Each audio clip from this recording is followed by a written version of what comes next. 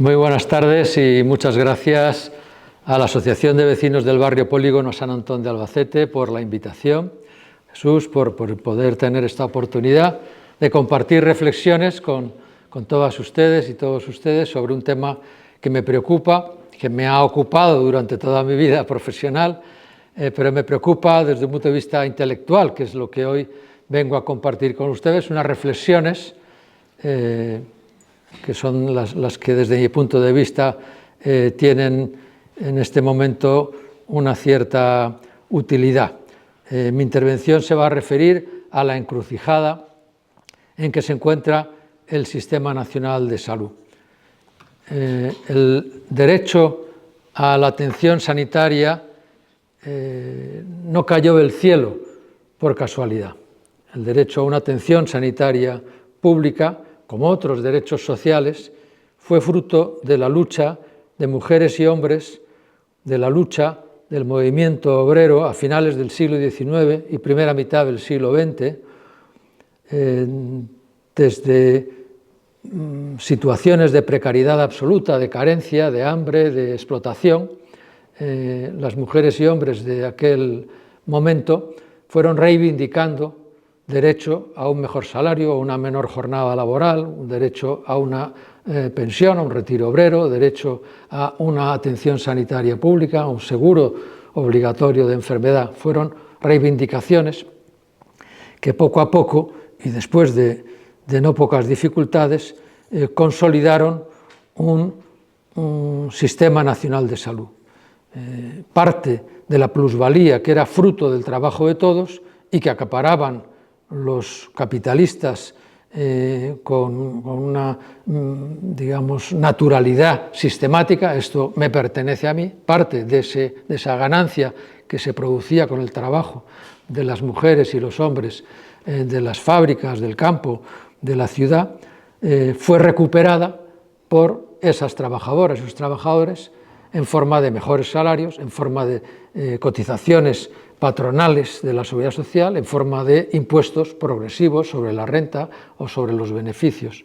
Y esa recuperación de ese capital permitió financiar los servicios públicos, entre otros la sanidad pública. No cae del cielo, sino que es el resultado de una lucha, de una reivindicación, de un movimiento ciudadano, social, movimiento obrero, que es el que va a conseguir esos logros. Me ahorro entre medio pues, las dificultades que hay en final del siglo XIX y principios del XX, la revolución en la Unión Soviética, la digamos, aparición de los fascismos y de las estrategias que hace el mundo empresarial para frenar el comunismo y el resultado final, después de la Segunda Guerra, de que se consolidan los sistemas de derechos sociales en España y en prácticamente toda Europa. Pero aunque se hayan consolidado a finales del siglo XX, el capital no está satisfecho y desde finales del siglo XX empieza a moverse el pensamiento neoliberal para recuperar aquello que consideran que es suyo. Y desde finales del siglo XX está haciendo un esfuerzo sistemático por desmontar los derechos sociales y desmontar la financiación pública de esos derechos, es decir, bajar los impuestos de sociedades o anularlos para que no tengan que perder ese beneficio que entienden que es suyo y no se comparta con las ciudadanas y ciudadanos que tienen beneficios sociales, pensiones, jubilaciones, servicios de distinto tipo, educación pública, etc. Un amigo muy querido que está recuperándose en el hospital de Talavera, que ha sufrido una enfermedad grave que se lo hubiera llevado por delante si no interviene el Servicio Nacional de Salud, la sanidad pública, me decía: Fernando, haz lo que esté en tu mano para seguir defendiendo la sanidad pública. Sin sanidad pública, las personas que no tenemos medios no tendríamos atención sanitaria. Yo no estaría vivo. Y lleva razón. Mi amigo tiene razón. La salud y la atención sanitaria pública son un derecho humano necesario para llevar una vida digna y creativa. Pero ese derecho no es irreversible. Esa es la principal idea que quiero transmitir. Ese derecho que parece que ya está, no es irreversible. Debemos defenderlo día a día.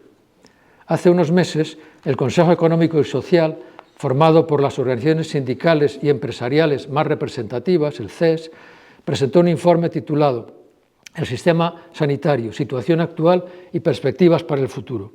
Es un informe que recomiendo su lectura. En sus conclusiones se dice: el sistema sanitario constituye un vector de cohesión social y crecimiento económico que atraviesa un momento crítico.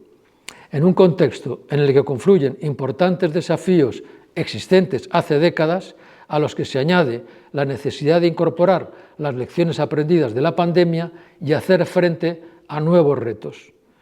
El momento crítico que señala el informe del CES continúa y se está agravando. El Sistema Nacional de Salud cumplirá 40 años dentro de unos días. La Ley General de Sanidad se aprobó el 25 de abril de 1986, es decir, que en pocos días cumpliremos 40 años en el Sistema Nacional de Salud. Se creó con un objetivo principal, la universalidad de la atención sanitaria, el reconocimiento del derecho de todas las personas a una sanidad pública de calidad. Ernest Lluch, el ministro de entonces, consiguió negociar con unos y con otros, fuera y dentro del gobierno, y al final la ley se aprobó con el voto en contra de Alianza Popular, hoy Partido Popular, pero poco a poco se fue construyendo un sistema que logró un excelente desempeño y unos excelentes resultados. Si nos fijamos en esta diapositiva, vemos en la línea naranja la evolución de la esperanza de vida al nacer en España, en la línea azul en la Unión Europea, en la línea gris en el conjunto del planeta. Vemos cómo España ha alcanzado una esperanza de vida al nacer de 84 años en este momento, una esperanza de vida que es la más alta de la Unión Europea, y la Unión Europea es una de las más altas del mundo. Nosotros estamos siempre en España en estos últimos años entre los 5 o 10 países con esperanza de vida al nacer más alta del planeta. Esto no es casualidad, esto es el esfuerzo, el fruto de una calidad de vida razonable, unas condiciones de trabajo razonables, unas posibilidades de educación, unas posibilidades de atención a las personas mayores y un sistema nacional de salud universal que todavía está dando un buen servicio sanitario. Después de 40 años desde su creación, y a pesar de la difícil situación actual, el Sistema Nacional de Salud en conjunto sigue siendo un buen sistema de salud. Sus rasgos principales, los rasgos esenciales de este sistema, que conocen ustedes bien porque son o profesionales sanitarios o usuarios del sistema, lo conocen de uno o de otro lado, son los siguientes: cobertura universal, derecho a la atención sanitaria de todos los españoles y los extranjeros residentes en España. Tenemos la tarjeta sanitaria, vamos a la farmacia, vamos al centro de salud, vamos al hospital, ese es nuestro carné de identidad sanitario, nuestra tarjeta sanitaria. Antiguamente, los que somos más mayores, sabemos que había quien tenía la cartilla del seguro, donde estaban los beneficiarios cuando el trabajador en alta tenía familiares, hijos, y entonces estaban ahí como recogidos hasta que cumplían una determinada edad, que fue cambiando, 18 o 21 años, y los que no tenían trabajo asalariado y tenían beneficencia. Y tenían también su cartilla de pobre, era la diferencia entre el pobre y el trabajador, pero había muchos que no tenían ni una ni otra, y tenían que recurrir a las igualas, el seguro sanitario privado del mundo rural, y los que podían, un seguro también privado en el ámbito de la ciudad, pero sobre todo pagar la consulta o la intervención quirúrgica o el parto en la privada, ¿no? La cobertura universal permite que todos tengamos derecho al mismo tipo de atención sanitaria que llega a ser, en un momento dado, de muy buena calidad. Y por lo tanto, la mayor parte de las personas buscan y prefieren esa atención. Prestaciones completas, segunda característica, incluye nuestro sistema sanitario un abanico de prestaciones con salud pública, atención primaria, urgencias, hospitalización, todo tipo de medicamentos. Tercera característica, financiación pública mayoritaria a través de impuestos. Este sistema nacional se paga con los impuestos que pagamos todas las personas en nuestro país, que deberían ser, según el artículo 31 de la Constitución, de carácter progresivo. No siempre es así, y los más ricos se suelen escaquear y no pagan los impuestos que deben en proporción a lo que debían. Las grandes corporaciones tienen gabinetes y capacidad jurídica de evadir impuestos o directamente defraudar impuestos, ¿no? Y por eso la aportación fiscal de las grandes fortunas es mucho menor en proporción a la renta y a los ingresos que cualquiera de los que estamos en esta sala. Otra característica es la gestión descentralizada en comunidades autónomas, muy importante. Desde la Constitución española del 78 se establece, como luego veré en más detalle, esta gestión descentralizada.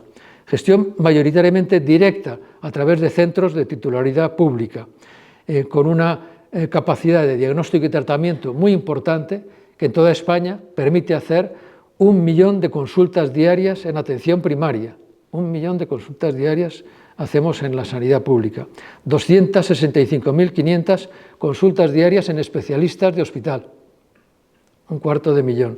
11.000 ingresos diarios en hospitales públicos, 10.000 intervenciones quirúrgicas diarias, 17 trasplantes de órganos diarios, siendo el primer país del mundo en trasplantes de órganos por habitante. En resumen, nuestro Sistema Nacional de Salud cada día salva miles de vidas.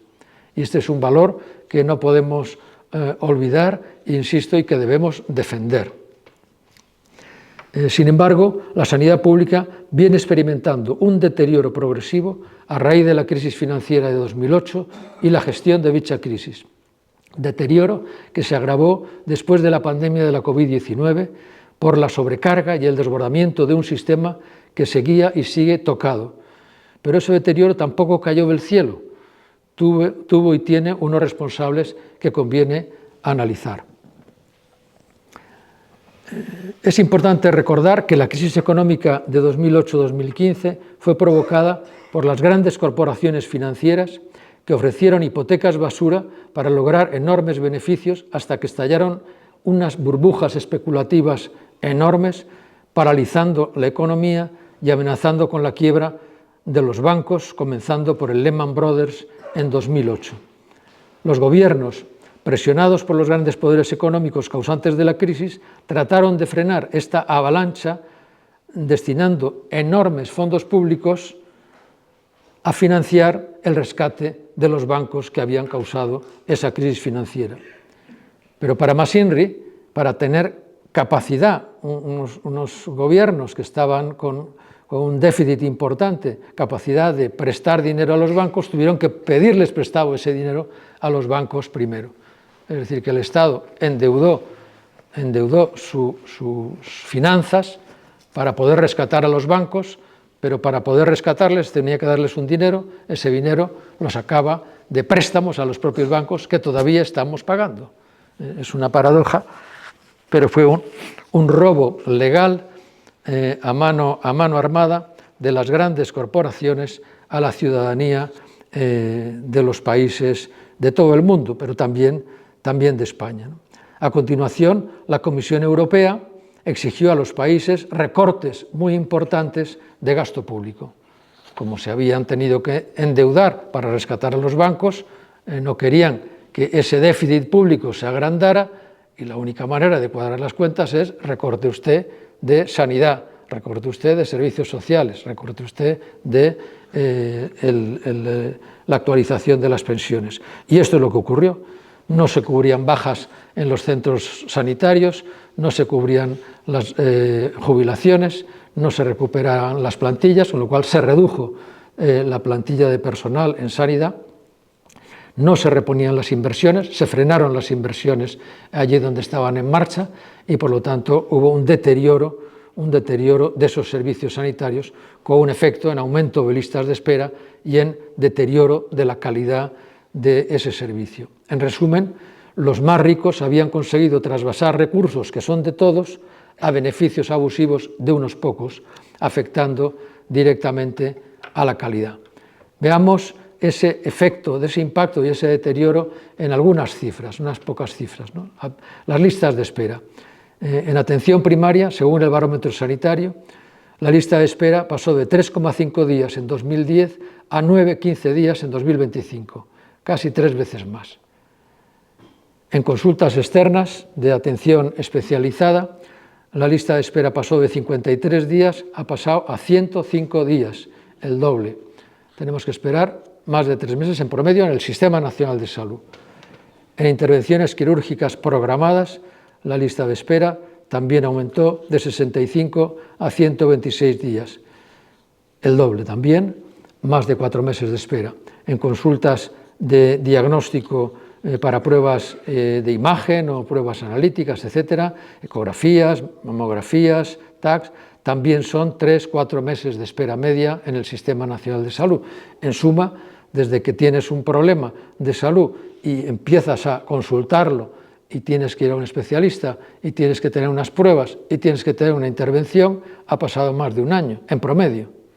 En promedio. Esto no es aceptable, porque ese retraso en la atención supone incertidumbre para el paciente y su familia, sufrimiento innecesario, alargamiento de las bajas laborales. Salí estos días en el periódico diciendo, suben las bajas laborales otra vez. Claro, las listas de espera están haciendo que el trabajador tenga que estar en baja innecesariamente. Y en no pocas ocasiones esa lista de espera provoca complicaciones o agravamiento que se podía haber evitado. El aumento de la espera se debe fundamentalmente a un desajuste entre oferta y demanda, y es preciso y es posible, además, lo sabemos bien, abordar ese tema con un enfoque integral y con los recursos precisos. De esa forma se podría lograr un tiempo reducido de espera acorde con las necesidades. Esto es perfectamente posible y yo creo que es una exigencia. Pero ¿qué ocurre? Que al haber una lista de espera prolongada, al mismo tiempo estamos viendo el aumento del número de personas con un seguro sanitario privado. Así, desde 2014 hasta hoy, el número de personas con seguro sanitario privado ha aumentado del 12,4% a un 32% de la población. Para sortear listas de espera, para sortear alguna necesidad de una intervención quirúrgica, este es el mejor indicador del deterioro de la sanidad pública.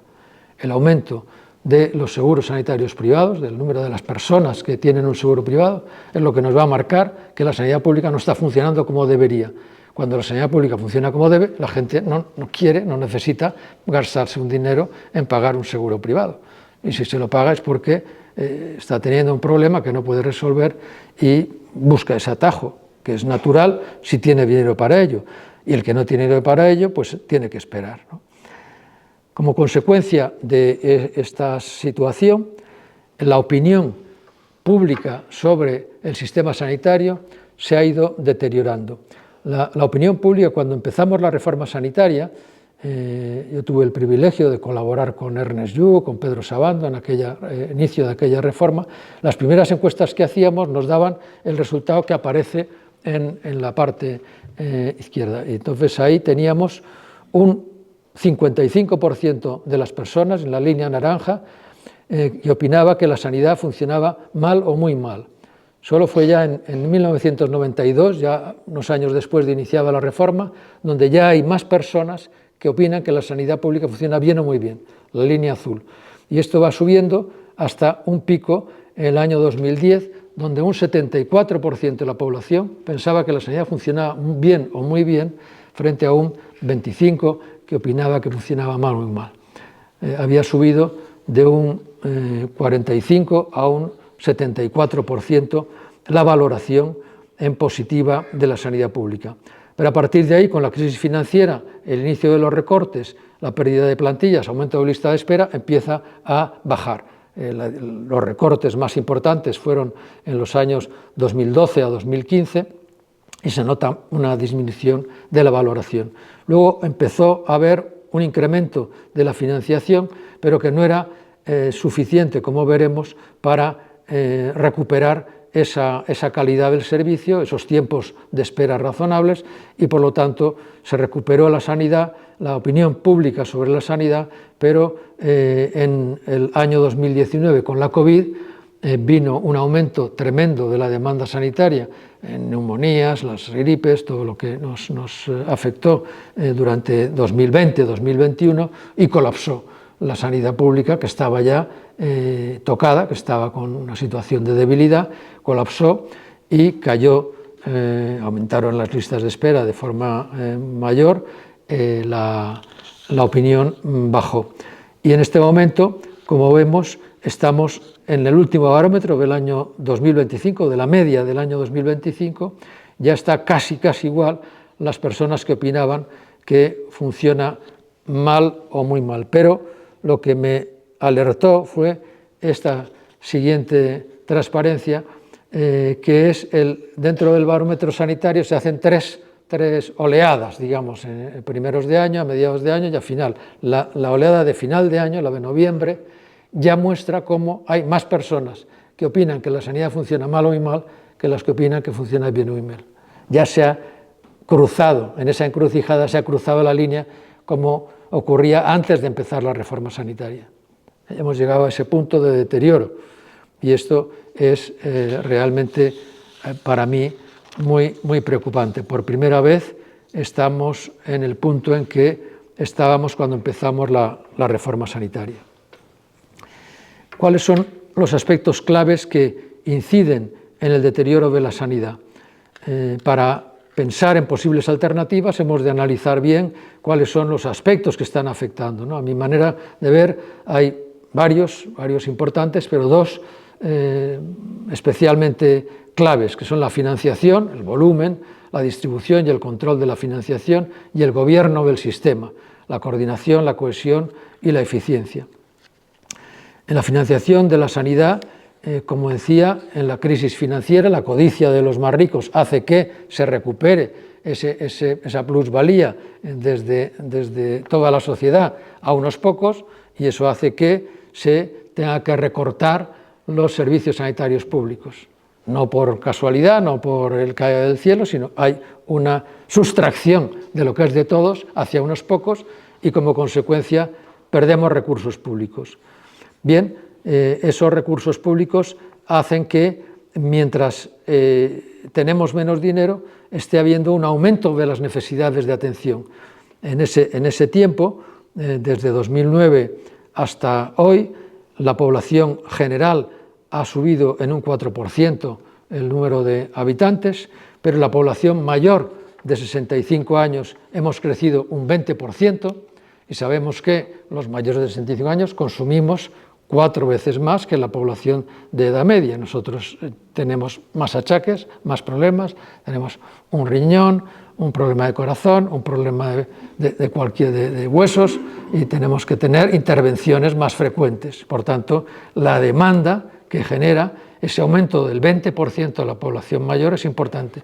Pero si vamos a analizar tasas de prevalencia de enfermedades ajustadas por edad, vemos que el cáncer ha aumentado 30%, que las tasas de prevalencia por problemas de salud mental han aumentado más del 30%, que en muchos otros problemas de salud crónicos estamos por encima del 40 o del 50%.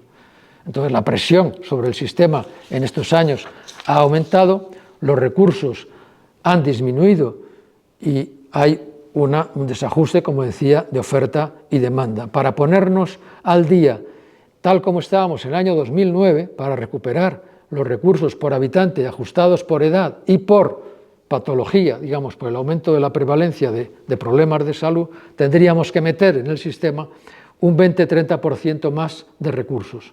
Estos son, en números redondos, unos 20.000 a 30.000 millones de euros anuales más, para poder situar nuestro gasto sanitario público en la media de lo que tienen los países europeos más avanzados, los de nuestro entorno, Alemania, Inglaterra, Francia, en Italia, en Suecia y los países más avanzados. Tengamos en cuenta que para financiar estos diferentes servicios hace falta recaudar esos recursos a través de una política fiscal, ya lo hemos dicho. ¿Tendríamos capacidad de hacerlo con una política fiscal progresiva? Si analizamos lo que ingresa, los ingresos fiscales en función de la renta de nuestro país, comparado con lo que tienen otros países europeos, vemos que la diferencia con la media de la euroárea, de la eurozona, los países más avanzados, es de 4 puntos de PIB. 4 puntos de PIB son unos 60 y pico mil, 60.000 millones de euros, algo más. Por tanto, tenemos capacidad recaudatoria para estar igual que lo que estaría la media de la Unión Europea en proporción a su renta. Tenemos un colchón importante de mejora de nuestra recaudación, aparte de la lucha contra el fraude fiscal, que ahí hay otro, digamos, pozo sin fondo que también se podría trabajar y recuperar parte de esa financiación. Pero la pregunta, ¿tenemos capacidad sin pedir, digamos, que se aprieten más el cinturón las clases medias, los trabajadores, los pensionistas? Sí, hay un fondo de más de 60.000 millones que está en las rentas más altas, en las grandes corporaciones, en las grandes fortunas, que no están aportando, y por lo tanto lo que hace falta es una política fiscal progresiva que recupere esas rentas para poder financiar las políticas sociales. Lo que se dejó de hacer, volver a hacerlo, y por lo tanto sí que hay esa capacidad. Pero además de que haya una capacidad de recaudación, hay que tener un sistema justo de distribución. Y aquí entra lo que llamamos el pacto de financiación autonómica. Esto es muy importante porque decide cómo se distribuyen estos recursos. Los primeros traspasos que se hacían de competencias a las comunidades autónomas, los primeros traspasos sanitarios fueron a Cataluña en 1981, luego a Andalucía en el 83 y luego se fueron haciendo traspasos hasta el año 2002 en los que se transfirió a todas las comunidades autónomas, incluida Castilla-La Mancha. Nuestro traspaso de competencias del INSALU se hizo en enero de 2002. Pero desde el año 81 empezaron esos traspasos a la primera Cataluña. Y se hacían traspasos que se llama con carácter finalista, es decir, contábamos cuántos profesionales había en Cataluña, en los centros de salud, en los hospitales, cuántos centros físicos, cuántas máquinas, cuántos equipos, cuál presupuesto de gastos tuvo el último año, y ese coste corriente real de lo que costaba la sanidad en Cataluña es el dinero que se le transfirió al año siguiente a Cataluña con carácter finalista para sanidad. Lo mismo se hizo con Andalucía, lo mismo que se hizo con las demás comunidades autónomas hasta el año 1996. En 1996 se cambió el modelo de financiación y ya no se hacían traspasos finalistas para sanidad, para educación, para servicios sociales, sino que se hicieron traspasos de cestas de tributos.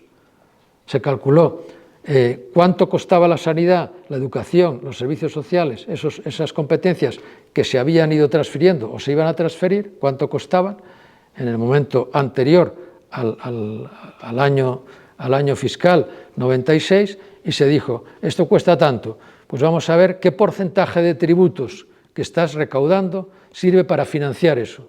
Y se vio que para Cataluña eso suponía pues una cesta de tributos de tanto por ciento del IRPF, tanto por ciento del IVA, tanto por ciento de otros impuestos. En las demás comunidades autónomas que no tenían tanta renta, pues se hacían fondos complementarios, fondos de garantía que compensaban esas diferencias para que hubiera una financiación equivalente por habitante. Pero ese dinero, una vez calculado y calculados esos porcentajes de tributos, se transfería sin carácter finalista. ¿Qué quiere decir? Que una vez llegaba a la comunidad autónoma, por ejemplo a Castilla-La Mancha, es el Parlamento de Castilla-La Mancha el que con esos ingresos que recibe, esos miles de millones que recibe, decide cuánto gasta en sanidad, cuántos profesionales contrata, qué salarios les paga, cuánto gasta en educación, cuántos profesionales, qué salarios, cuánto gasta en servicios sociales, en residencias, etc. Es la comunidad autónoma la que decide cómo distribuye esos presupuestos. Hay una forma finalista y hay una forma no finalista en cesta de tributos. Bien, al principio del paso del modelo, esto funcionó razonablemente bien, había una inercia importante que permitió continuar con una asignación de recursos similar entre comunidades autónomas, pero con el tiempo esto se fue diferenciando, se fue desajustando, unas gastaban más, otras menos. Ahora hay una diferencia de hasta 40% en gasto sanitario público por habitante entre comunidades autónomas. Esto no parece razonable.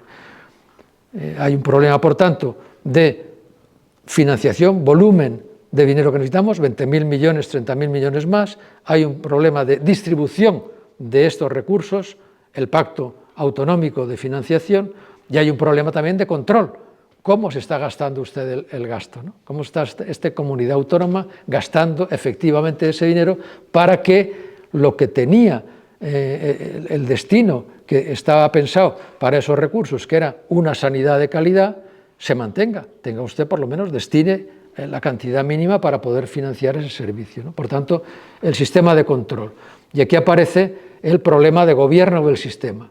Problema de financiación, el control tiene mucho que ver con el gobierno del sistema. Es precisa, a mi manera de ver, una reordenación del sistema sanitario con un refuerzo de la coordinación y de los instrumentos que garanticen efectivamente la universalidad y la calidad de la atención. Cuando se aprobó la Constitución, decidimos que la estructura del Estado fuera autonómica y la Constitución dice que las provincias vecinas se podían poner a hablar y decidir si se juntaban o no se juntaban. Albacete habló con Murcia, Murcia con Alicante, los otros, cada uno, Madrid con Segovia, con Ávila, y hablamos unos con otros, y al final, pues Castilla-La Mancha decidió configurarse con Guadalajara, con Cuenca, con Albacete, con Toledo y con Ciudad Real. Fue una decisión de los políticos que entonces estaban en las diputaciones, en los ayuntamientos, los que en el Parlamento, que decidieron hacer esa, digamos, nueva figura política, esa comunidad autónoma. Y ahí nos constituimos, y así las demás comunidades autónomas. Y empezamos a rodar. Y por eso, cuando aparece la Ley General de Sanidad, la Constitución es del 78, la Ley General de Sanidad es unos años después, en el año 86, cuando aparece la Ley General de Sanidad, hay un debate muy interesante entre el ministro Lluch y el subsecretario Pedro Sabando. Pedro Sabando defendía que el Sistema Nacional de Salud tenía que ser un sistema integrado, que sería como lo que era el antiguo Instituto Nacional de Salud, con jerarquía para todo el territorio nacional. Un sistema nacional de salud como el inglés para todo el territorio nacional. Y en cambio, Lluch decía, no, esto no es posible, querido Pedro, porque tenemos un modelo de comunidades autónomas. Y el modelo ese dice que las comunidades autónomas pueden gobernar determinadas competencias. Y una de las que la Constitución dice que pueden gobernar es la sanidad. Por lo tanto, lo que hay que configurar es un sistema nacional de salud, no un servicio nacional de salud, sino un sistema nacional de salud con 17 servicios, que son los que van a gobernar efectivamente, a gestionar la sanidad, coordinados desde el Ministerio y coordinados con un Consejo Interterritorial del Sistema Nacional de Salud. Esa coordinación permitirá que se mantenga una atención sanitaria equitativa y de calidad en todo el Sistema Nacional de Salud. Como decía, al principio empieza a rodar el sistema, estamos hablando del año 86, las transferencias se van produciendo poco a poco, pero hasta el año 2002, hasta que nosotros recibimos la transferencia y otras 10 comunidades más, como Madrid, reciben la transferencia, ese último paquete, hasta entonces el INSALU gobernaba la mitad del territorio sanitario. El INSALU gobernaba en el resto de las comunidades autónomas, 10 comunidades autónomas, y por lo tanto tenía una capacidad de influir sobre cómo se configuraba el Sistema Nacional de Salud muy importante. Tenía la inercia de muchos años, tenía unos servicios centrales con servicios de inspección potentes, con servicios de investigación, con el FIS, que era el Fondo de Investigación Sanitaria de la Seguridad Social, tenía estructuras que permitían, digamos, liderar el proceso de cambio, el proceso de reforma sanitaria. Los primeros centros de salud los diseña el INSALU y luego las comunidades autónomas los van replicando. Los primeros centros de salud mental los diseña el INSALU y las comunidades autónomas los van replicando. Hay un efecto, digamos, de inercia muy importante, pero cuando ya se completa el proceso transferencial en 2002, cada comunidad va haciendo su propio desarrollo y el Ministerio, ya sin el INSALU, va perdiendo capacidad de coordinación. Va perdiendo importancia, va perdiendo fuerza para que le hagan caso las comunidades autónomas. Cada comunidad autónoma va desarrollando su perfil y va desarrollando su propio sistema. Nosotros lo fuimos haciendo lo mejor que pudimos y se va haciendo una estructura sanitaria que en el caso de las comunidades con menos recursos, antes de las transferencias, después de las transferencias, como nos igualamos a nivel general, las transferencias nos igualan en recursos, pudimos dar un empujón hacia adelante muy importante, porque recibimos un recurso adicional importante. En el caso de otras comunidades autónomas, pues se intentaron hacerlo también lo mejor posible. Pero como digo, con el paso de los años, la falta de capacidad del Ministerio de coordinación y de control y la inercia de diferenciación de las comunidades autónomas hace que se pierda esa unidad del Sistema Nacional de Salud y que se empiecen a perfilar 17 sistemas de salud distintos, con 17 calidades de prestación del servicio, en diferentes tiempos de acceso. El tiempo de acceso entre comunidades varía 4 veces. Ya hemos visto que ha crecido el doble desde hace 10 años hasta acá, pero es que entre comunidades autónomas la diferencia es de 4 veces más entre una y otra. Esto es inaceptable desde mi punto de vista, ¿no? Por tanto, hay un problema de coordinación, de cohesión del sistema, de garantía de la equidad de la atención sanitaria, que dice la Constitución que tenemos derecho a la misma atención sanitaria. Si la atención sanitaria es universal y de calidad, cuando pedimos una consulta y tenemos que resolver un problema, no puede tardar un año, no es razonable que tarde un año. Tenemos que tener una atención ágil y de calidad, y eso hemos podido hacerlo y tenemos que volver a poder hacerlo. El Sistema Nacional de Salud tiene otro organismo de coordinación muy importante, que es el Consejo Interterritorial, donde se reúnen los representantes de las comunidades, los consejeros, las consejeras de Sanidad y la ministra de Sanidad. Y ese consejo sirve para discutir cómo van las cosas y para intentar ponerse de acuerdo. Pero tiene un problema, y es que no tiene capacidad vinculante. Sus decisiones no son ejecutivas. Sus decisiones se discute. ¿Hay que vacunar de esto? ¿No hay que vacunar de esto? Pues sí, yo pienso que sí, yo pienso que no, pero la decisión luego no es vinculante, no obliga a la comunidad autónoma a que aplique esa norma. Por lo tanto, ese órgano teóricamente de coordinación es una especie de mini parlamento, donde se discute entre las consejeras y consejeros, a veces se llega a un acuerdo, a veces ese acuerdo se aplica y a veces no se aplica. Por tanto, ese órgano de buena voluntad, si además no tiene un ministerio detrás potente con una alta inspección que supervise cómo están funcionando las cosas, con un control de calidad y de la eficacia y de la eficiencia del sistema, produce desajustes importantes. El Consejo Interterritorial tendría que ser capaz de vertebrar al Sistema Nacional de Salud como un órgano de tipo federal, un órgano que fuera vinculante en sus decisiones.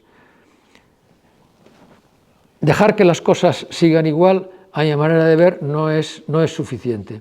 Hay quien dice que no estamos mal, y es verdad que la calidad del servicio sanitario, a pesar del deterioro, a pesar de esa pérdida de calidad de la opinión que nos dice que está mal o muy mal, nos dice ya más de la mitad de la población, que el sistema funciona mal o muy mal, la verdad es que cuando llegas a que te atiendan, en general, la opinión sobre esa atención es buena. Cuando llegas a que te atiendan, en general la profesional te atiende bien y entonces tienes una buena percepción. Y es que hay todavía hay muy buenos profesionales, hay muy buena capacidad de diagnóstico, de tratamiento, ya digo, 1 millón de consultas diarias.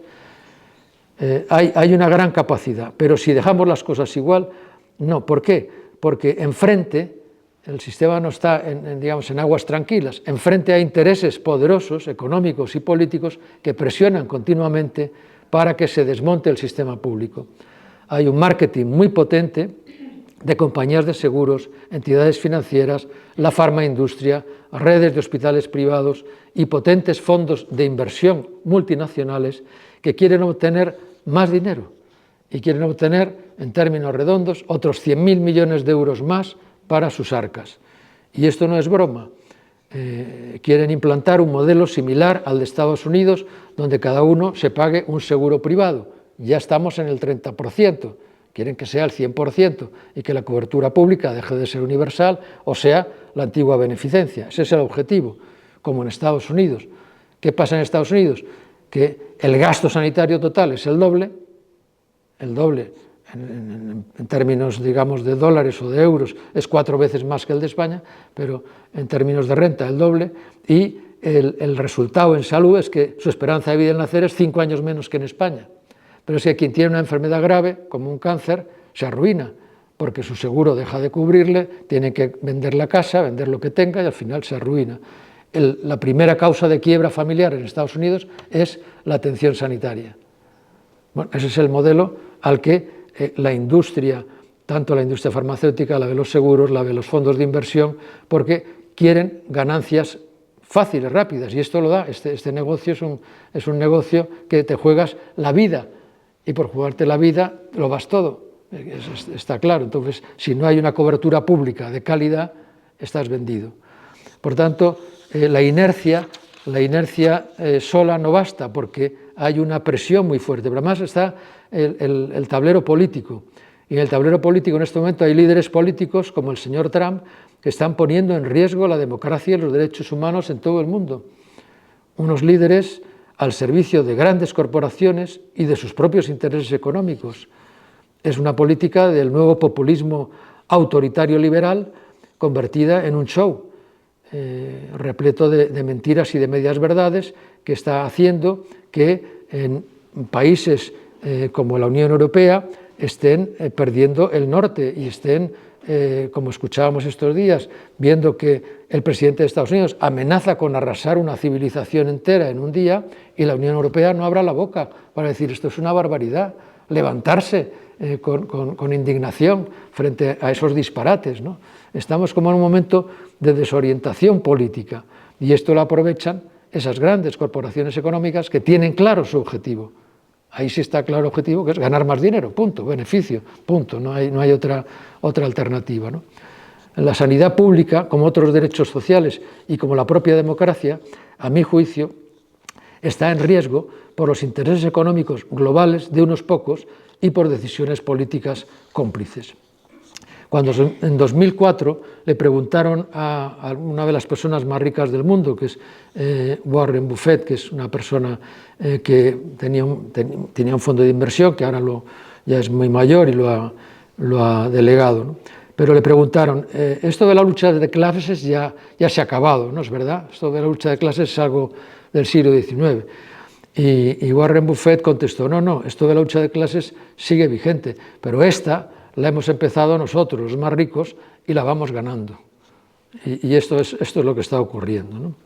La crisis financiera no penalizó a los más ricos, que lo habían causado, sino que al revés produjo un brutal enriquecimiento de esas grandes fortunas y al mismo tiempo una reducción de derechos sociales y un deterioro de un servicio importante como la sanidad. Detrás de estas grandes corporaciones, a día de hoy, cuando veamos, por ejemplo, detrás de las grandes compañías de seguros sanitarios, de las grandes redes de hospitales privados, detrás de las grandes empresas farmacéuticas como Pfizer, como Roche, como estas grandes empresas, detrás de Gilead, están fondos de inversión, importantes fondos de inversión como BlackRock, como Vanguard, State Street, Fidelity, estos grandes fondos de inversión que casi son desconocidos, manejan, el BlackRock, que es el más grande, maneja más de 10 billones de euros. El PIB de España es 1,5 billones, es decir, estamos hablando de estructuras que tienen una capacidad de influir muy importante.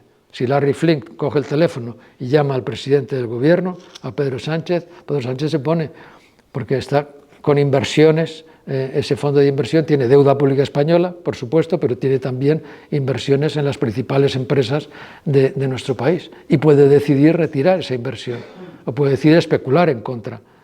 Son grandes fortunas, grandes poderes económicos que requieren, por tanto, una acción muy meditada, muy pensada, muy estratégica de los poderes políticos con un gran respaldo social. Si no, es muy difícil que podamos contrapesarlos, ¿no? Tampoco creo que baste culpar a las comunidades autónomas o al PP del deterioro sanitario que estamos viviendo. Me llamó la atención cuando en el Pleno del Congreso de los Diputados, el pasado 12 de noviembre, el presidente Sánchez denunció la corrupción inmoral de la privatización de los servicios públicos que se sufre a diario en las listas de espera, en los hospitales masificados y en los bolsillos de millones de hogares.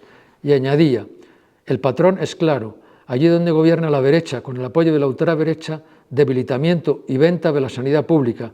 Lo que quieren es que los servicios se degraden, que la lista de espera se alargue más allá de lo humanamente aceptable, hasta que a la ciudadanía no le quede más remedio que irse a una clínica privada pagada con los impuestos de todos o con el dinero de su propio bolsillo.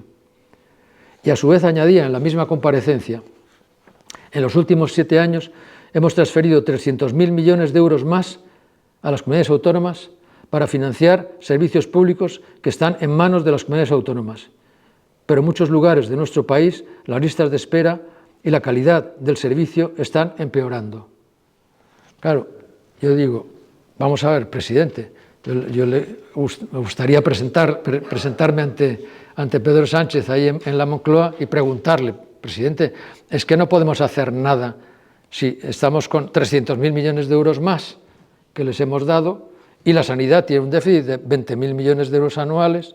Con esos 300.000, que son pues, a lo mejor 40.000 millones de euros anuales, daría para pagar el déficit que tenemos en la sanidad y todavía sobraba.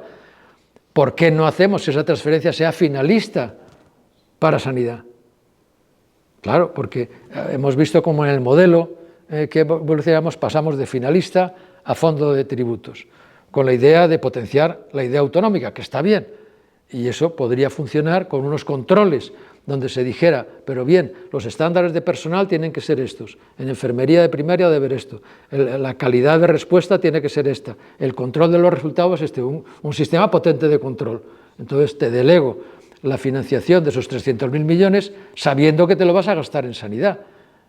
Pero si veo que no te lo estás gastando en sanidad, tengo que ponerme a pensar en cambiar el modelo. Por eso decíamos antes que es preciso repensar el sistema de financiación, sobre todo el de transferencia y del Pacto de Financiación Autonómica, repensar también el sistema de cohesión. Y si no, puede pasar lo que está pasando, que dice Pedro Sánchez, estoy dando dinero y se lo están gastando en otra cosa, se está deteriorando la sanidad. Pero es que la responsabilidad del Gobierno de España es también garantizar la equidad en la atención sanitaria en todo el territorio nacional. La responsabilidad del Gobierno de España es garantizar que se cumpla la Constitución, que dice que la atención sanitaria es un derecho universal. Y la atención sanitaria de calidad implica que te vean en un tiempo razonable. Por tanto, estamos hablando de que el Gobierno de España debería, a mi manera de ver, tener un papel más activo en la necesidad de esta reforma sanitaria. La encrucijada en la que estamos necesita, a mi manera de ver, una estrategia nacional liderada por el presidente del Gobierno de España, con Pedro Sánchez, que reflexione sobre las carencias que estamos teniendo, sobre las dificultades de lo que ha sido un proceso de transformación muy positivo hasta la crisis financiera de 2010, muy positivo, con un desarrollo espectacular, y que desde 2010, por razones concretas de pérdida de recursos que se han derivado hacia las grandes fortunas y por problemas de coordinación y cohesión del sistema que están en nuestra propia estructura de la Ley General de Sanidad y que hay que repensarla, nada es infalible, después de 40 años se puede repensar y decir, hay que ajustar esto, después de esta inercia hay que ajustar algunos elementos, no tirar el sistema por la borda, es un buen sistema, sino consolidarlo, mejorar el gobierno del sistema con mejor coordinación, reforzando al Ministerio. Eso es muy fácil, es dotarle de más recursos. El Ministerio tiene que estar subcontratando tareas de salud pública porque no tiene personal suficiente. El Ministerio se ha debilitado enormemente. Hay que darle una inyección muy importante de recursos. Hay que recuperar el Carlos III, que se delegó a otros ministerios. Hay muchas cosas por reforzar. Y después reforzar el Consejo Interterritorial del Sistema Nacional de Salud con carácter, dándole capacidad de decisiones vinculantes. En segundo lugar, financiación pública suficiente, ya lo hemos visto. Tenemos un agujero en el sistema, hay que recuperarlo, pero no basta con tener las 20.000, 30.000 millones de euros más, sino garantizar que vayan a sanidad. Por tanto, toda financiación adicional tendría que ser finalista. Esto dicen, pero es que los catalanes no lo van a aceptar, o los vascos. Bueno, los vascos tienen su sistema propio, Navarra tiene su sistema propio, estamos hablando del régimen general para todos los demás. Y en Cataluña yo leí a un exconsejero catalán, Mas Colell, que decía que el pacto de financiación autonómica que estamos por cerrar es la última oportunidad de salvar la sanidad y la educación. Si no se cierra orientando esos recursos adicionales que van a traer el nuevo sistema, va a traer recursos adicionales. Si no se orientan a sanidad y educación pública, se van al traste. Eso lo decía un exconsejero de Economía catalán. Por tanto, no es imposible llegar a un acuerdo con las comunidades autónomas para que esa financiación adicional vaya para sanidad en la parte que necesita sanidad, ¿no? En tercer lugar, recursos humanos suficientes. Si tenemos financiación suficiente, ha de ir ligada claramente a recursos humanos, que es el elemento principal del sistema, el profesional sanitario. Hay que tener financiación suficiente para tener el personal que se necesita, bien formado, que la formación sea independiente de la industria farmacéutica, y para eso hay que dotar de programas específicos de formación, lo mismo que la investigación, y tenemos que recuperar el compromiso del profesional con el sistema, reilusionarle, que se sienta orgulloso, orgullosa de trabajar en esa organización sanitaria pública y de poder contribuir con su trabajo al bienestar general. En cuarto lugar, política farmacéutica eficiente. En España pagamos, en España y en Europa y en el mundo, pagamos precios abusivos a la industria farmacéutica por el enorme poder que tiene. Hemos de ser capaces de reducir el gasto farmacéutico en torno a 11.000 millones de euros anuales. Con esos recursos podríamos contratar a más de 110.000 profesionales sanitarios. Cada año es una cifra importante, aumentar esa plantilla en 110.000 personas, eso daría para mejorar muchísimo esas listas de espera atascadas, para mejorar muchísimo la calidad de la atención, con una atención con tiempo suficiente para el paciente y para sus necesidades. Además, con esos recursos podríamos desarrollar una plataforma pública de investigación y una plataforma pública de fabricación y compra de medicamentos esenciales. En quinto lugar, una gestión mayoritariamente pública de los recursos sanitarios, reforzando las inversiones y la contratación de personal en los centros públicos y eliminando, reduciendo las contrataciones de conciertos a largo plazo, las que llamamos las concesiones sanitarias privadas, que son instrumentos financieros que controlan esos grandes fondos de inversión de los que estábamos hablando, es decir, que estamos secuestrados en una parte por la financiación, pero también por la gestión, que están ahora introduciéndose en todos los temas de externalizaciones de los servicios sanitarios, con financiación pública y gestión privada. Pero también hay que volver a discutir la separación de Muface, ISFAS y Mugejo, la atención sanitaria del personal funcionario, que tiene un sistema separado, y que también es un tema que viene pendiente por discusiones sindicales desde hace años. O, por ejemplo, la desgravación de las pólizas de seguros sanitarios privados de empresa. Por tanto, hay tareas por hacer, hay muchas más, ¿no? Pero yo he centrado estas líneas estratégicas que podría liderar el Gobierno de España. Es imposible. Daré dos datos que me hacen ser optimista. Yo siempre he sido optimista, pero una vez más lo soy. Uno es que en julio de 2020, después de la pandemia, después de que empezara la pandemia, en julio de 2020, después de la primera oleada de la pandemia, el Congreso montó una comisión para la reconstrucción económica y social. Esa Comisión para la Reconstrucción Económica y Social elaboró un dictamen, y en ese dictamen hay 70 medidas para sanidad. Muchas de esas medidas son lo que estoy diciendo. Y ese dictamen se aprobó por una mayoría en el Parlamento en el que estaban PSOE y PP, además de otros partidos. Por lo tanto, no es imposible. Si tomamos ese dictamen, lo mejoramos un poco en algunos aspectos, por ejemplo, la política farmacéutica no la toca, pero en los otros temas casi todos podíamos estar de acuerdo. Y por tanto, hay posibilidad de llegar a un acuerdo. El segundo aspecto es ese informe que citaba al principio del Consejo Económico y Social. Ahí están comisiones obreras, UGT, las centrales sindicales mayoritarias del país, y están los empresarios, los grandes empresarios y CEPIME, pequeños y medianos empresarios. Y aprobaron este dictamen. Y este dictamen dice casi lo mismo, con más suavidad y con menos compromiso, pero las ideas están ahí, y apretando, si de verdad se quiere resolver la dificultad que tenemos en la sanidad pública española, podríamos llegar a un acuerdo. No lo veo imposible. Hace falta un liderazgo del Gobierno de España, un liderazgo que creo que podría tener perfectamente Pedro Sánchez si quisiera coger esta bandera para recuperar la sanidad, ¿no? Pienso que cada persona de las que estamos aquí en la sala, aparte de lo que puedan hacer los políticos o las personas que tienen nuestra representación, tenemos también que reflexionar qué podemos hacer, ¿no? Y cómo podemos contribuir a mejorar la sanidad. No es fácil movilizar a la sociedad en defensa de una sanidad pública que todavía está funcionando, como decimos. Hay un deterioro, pero todavía está funcionando. Todavía vamos a la farmacia y nos dan la receta. Vamos con la receta y nos dan el medicamento.